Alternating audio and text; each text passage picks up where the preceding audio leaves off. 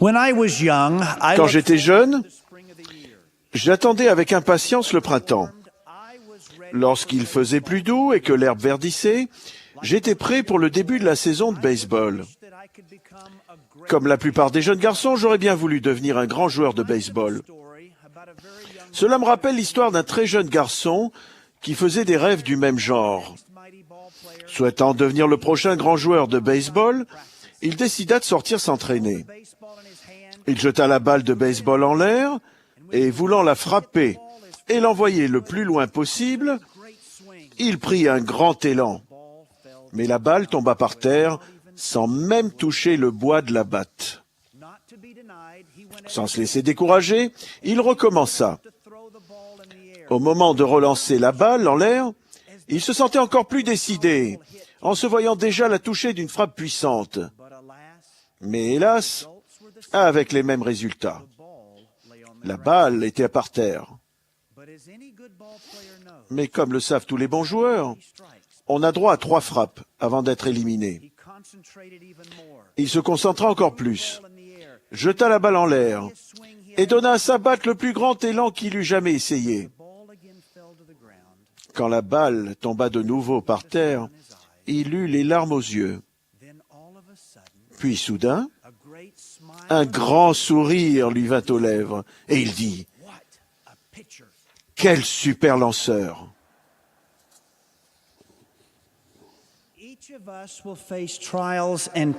Chacun de nous a ses difficultés et ses épreuves. Et comme dans cet exemple simpliste, c'est notre réaction à ces difficultés qui décide de notre succès et de notre bonheur. Où qu'il soit, chacun de nous rencontre l'adversité. Dans les Écritures, il nous est enseigné qu'il doit nécessairement y avoir une opposition en toutes choses. Nous aurons tous des périodes difficiles. Et la question n'est pas de savoir quand elles arriveront, mais comment nous allons les affronter. L'apôtre Paul a donné une leçon intéressante quelques années à peine avant que les saints de Rome doivent affronter l'une des persécutions les plus violentes de toute l'ère chrétienne. Il rappela aux saints que tout concourt au bien de ceux qui aiment Dieu. Notre Père Céleste, qui nous aime complètement et parfaitement, permet que nous vivions des expériences qui nous aideront à acquérir les traits et les attributs dont nous avons besoin pour ressembler de plus en plus au Christ. Nous avons beaucoup de genres d'épreuves, mais chacune nous permet de ressembler davantage au Sauveur quand nous apprenons à reconnaître le bien issu de chaque expérience. Si nous comprenons cette doctrine, nous pouvons acquérir une plus grande certitude de l'amour de notre Père Céleste. Il se peut que nous ne sachions jamais ici-bas pourquoi nous avons les expériences qui nous arrivent, mais nous pouvons avoir l'assurance qu'elles nous font progresser. Je me rends compte maintenant qu'il est beaucoup plus facile de regarder en arrière quand une épreuve est terminée et de voir ce que notre expérience nous a appris, mais que le défi qu'il nous faut relever est d'acquérir cette perspective éternelle au moment même où nous traversons l'épreuve. Certains peuvent trouver que nos épreuves ne sont pas graves, mais pour chacun de ceux qui les vivent, elles sont bien réelles et exigent de s'humilier devant Dieu et se laisser instruire par lui. En ce dimanche de Pâques, nous nous rappelons la vie de notre Sauveur. C'est lui que nous voulons imiter dans toutes nos actions. Je voudrais mentionner 5 leçons que nous pouvons tirer des dernières heures de la vie terrestre du Sauveur et qui peuvent nous aider à affronter nos épreuves. Premièrement, il a cherché non pas à faire sa volonté, mais celle de son Père. Il est resté engagé dans sa mission sacrée, même pendant l'épreuve. Lorsqu'il s'est prosterné dans le jardin de Gethsémani, il a demandé « Père, si tu voulais, éloigner de moi cette coupe. Toutefois, que ma volonté ne se fasse pas, mais la tienne. » Parfois, nous subissons la souffrance et le chagrin afin de progresser et d'être préparés aux épreuves éventuelles de l'avenir. Je vous pose une question à vous, les mères.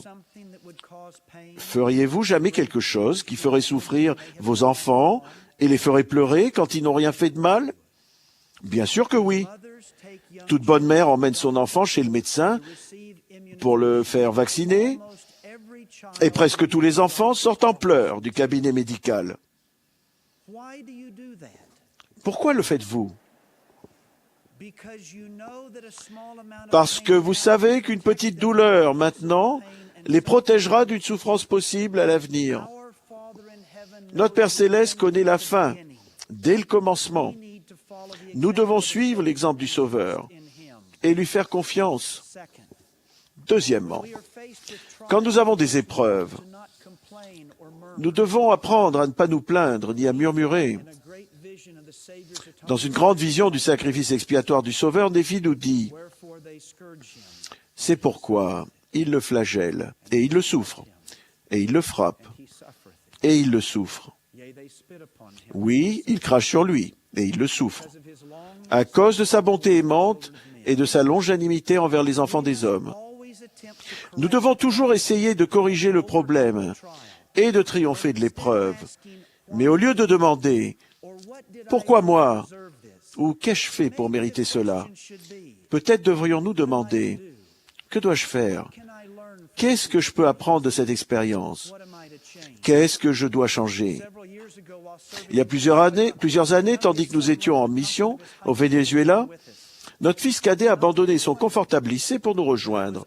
Il ne s'est pas plaint, mais il était évident que cela lui causait des problèmes de se rendre dans ce pays où tout était nouveau. Mais en un étonnant retournement de situation, son expérience de l'épreuve qu'elle était s'est muée en une grande bénédiction. Il y est arrivé en changeant d'attitude et en prenant la décision de réussir. Troisièmement, quand nous affrontons nos épreuves, nous devons demander à Dieu de nous aider davantage.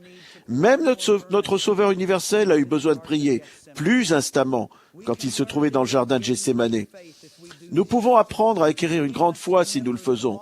Nous devons nous rappeler que souvent les réponses de notre Père ne suppriment pas notre épreuve, mais qu'ils nous aident à nous fortifier tandis que nous la traversons. Comme pour les disciples d'Alma, le Seigneur peut alléger les fardeaux qui sont mis sur vos épaules, de sorte que vous ne pourrez plus les sentir sur votre dos. Dans notre épreuve, ne devenons pas aigris et désengagés, mais suivons l'exemple du Sauveur en devenant plus fervents, plus sincères et plus fidèles. Quatrièmement, apprenez à servir les autres et à penser à eux, même dans l'épreuve. Le Christ a été l'exemple parfait du service. Sa vie était pleine d'exemples d'aide et de service aux autres, et le plus grand de tous ses dons a été ce qu'il a fait pour nous. Comme il le dit, « Moi, Dieu, j'ai souffert ces choses pour tous, afin qu'ils ne souffrent pas s'ils se repentent. » Nous devons nous repentir, puis suivre son exemple de service. Quand nous servons autrui, nous oublions nos problèmes. Et en œuvrant pour soulager la souffrance ou l'inconfort des autres, nous nous renforçons. Lors de notre dernière conférence générale, notre prophète bien-aimé, Thomas S. Monson, a déclaré « Je crois que le Sauveur nous dit qu'à moins que nous nous perdions dans le service, notre vie ne sert pas à grand-chose. Les gens qui ne vivent que pour eux-mêmes finissent par se dessécher et, au sens figuré, perdent leur vie. Tandis que ceux qui se perdent au service d'autrui progressent et s'épanouissent et en fait sauvent leur vie. » Cinquièmement, pardonnons aux autres et ne cherchons pas à les accuser d'être responsables de notre situation. Nous aimons parfois dire « S'il n'avait pas fait cela, je n'aurais pas réagi comme je l'ai fait. » L'homme naturel a tendance à rejeter la faute sur quelqu'un d'autre pour ne pas être tenu pour responsable de ses propres actes. Le Sauveur a regardé ceux qu'il avait cloués à la croix et a supplié son Père de leur pardonner, car ils ne savaient pas ce qu'ils faisaient. Ne pouvons-nous pas pardonner davantage? Tandis que nous traversons les épreuves de la vie, gardons la perspective de l'éternité. Ne nous plaignons pas. Recourons davantage à la prière, servons les autres et pardonnons-nous mutuellement. Si nous le faisons, toutes choses concourront à notre bien, à nous qui aimons Dieu. Je témoigne solennellement et avec certitude que notre Père nous aime et qu'il a envoyé son Fils pour nous montrer et nous tracer la voie.